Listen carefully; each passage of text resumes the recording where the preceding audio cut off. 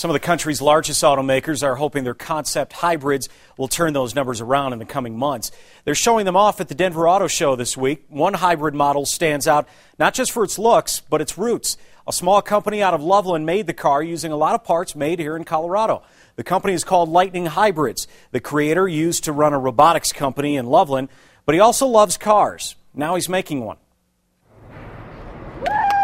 Yeah!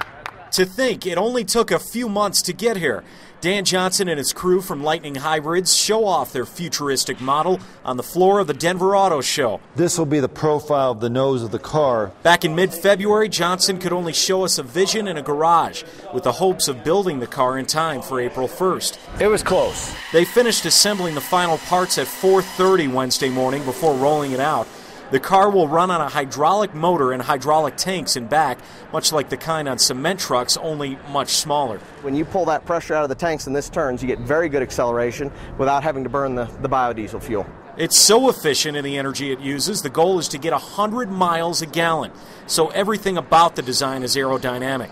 It doesn't have doors, the roof pops open, and the entire car weighs about 1,000 pounds, half the weight of most cars its size. A Boulder company made the body out of carbon fiber, a light material. So same thing you're seeing in military bomber applications, airplanes. Aerobus is using it in some of their new stuff to get the weight way down and yet keep your strength way up for the application. So we're very confident in the way we'll perform in an accident. Despite its size, the company stands by the safety of the car. Production is still a year off, with the 3-wheel version first in line, followed by the 4-seat sedan.